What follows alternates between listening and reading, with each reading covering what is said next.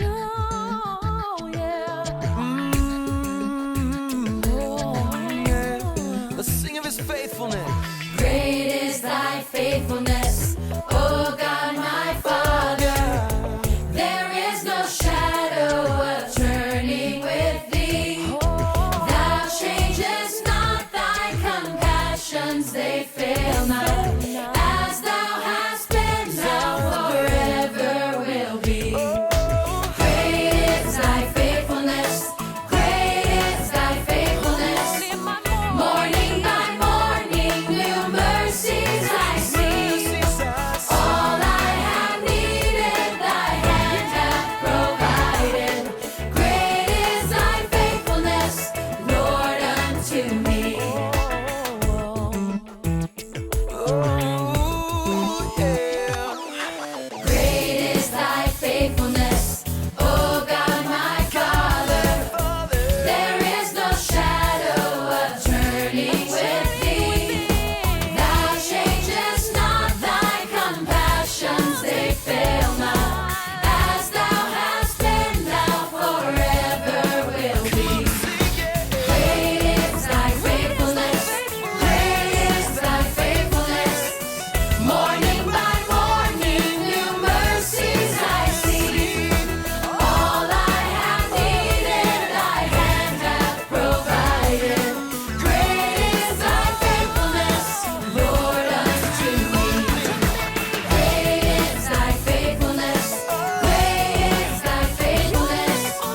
Morning by morning, new mercies I see.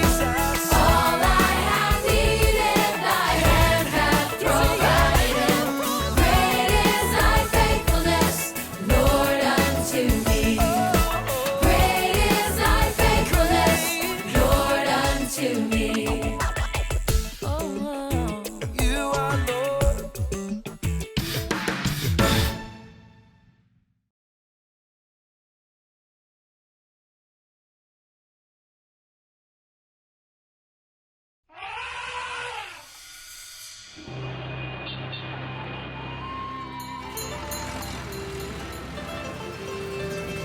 Can you feel in your heart, deep down in your soul? Let the love of God move you, change you, raise your eyes to see the one who gave us all so much.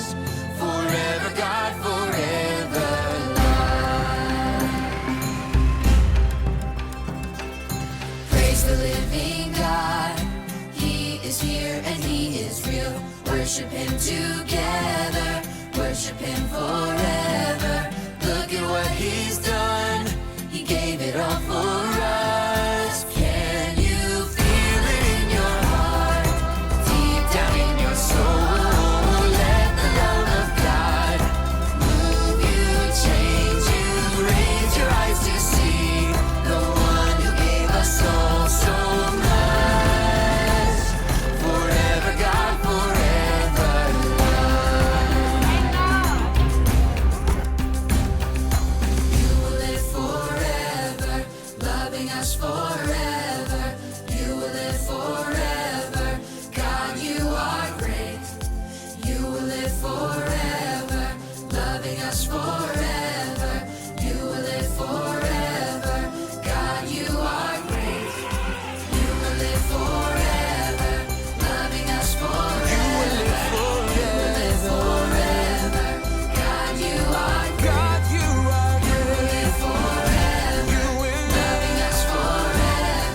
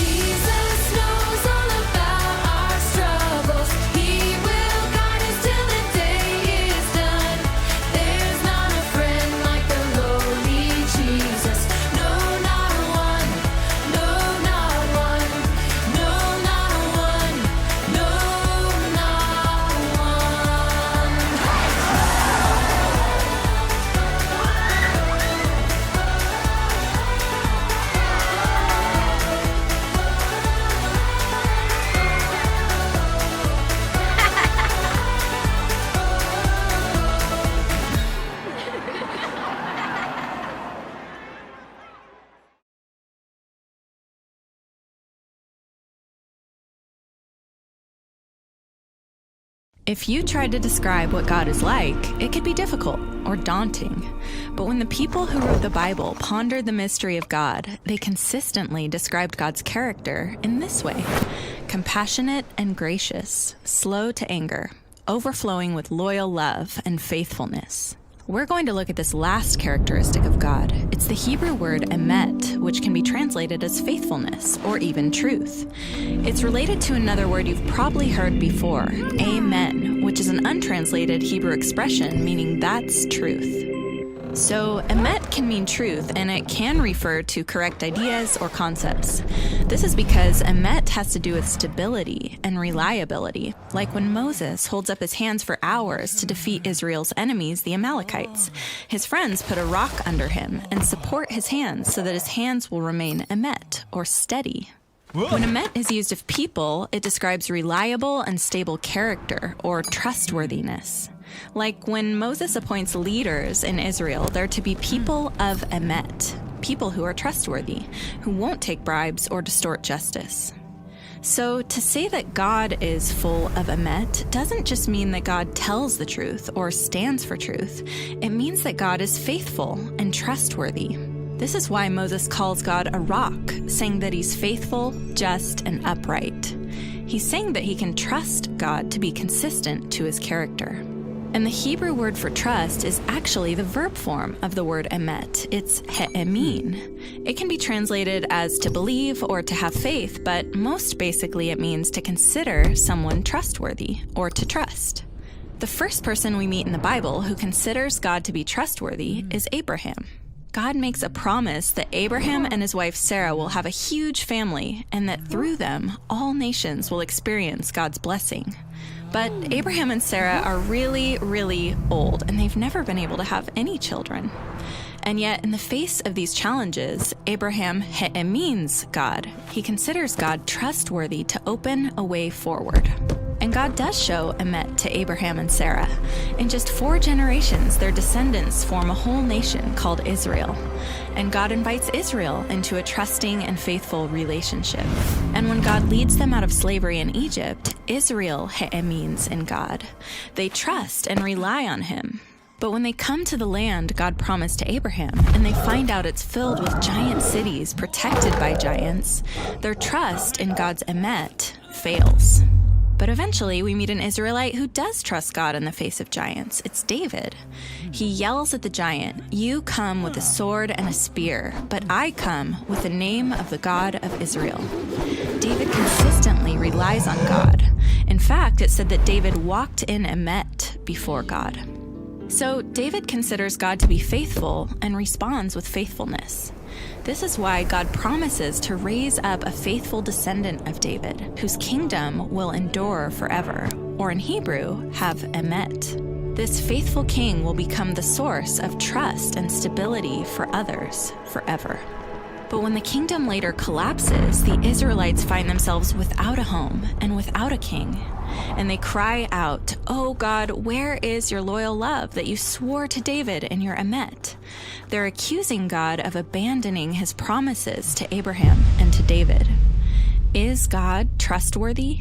Is he faithful after all? The first line of the New Testament is an answer to that question. This is the lineage of Jesus the Messiah, the son of David, the son of Abraham. In other words, through Jesus, God fulfills his promises.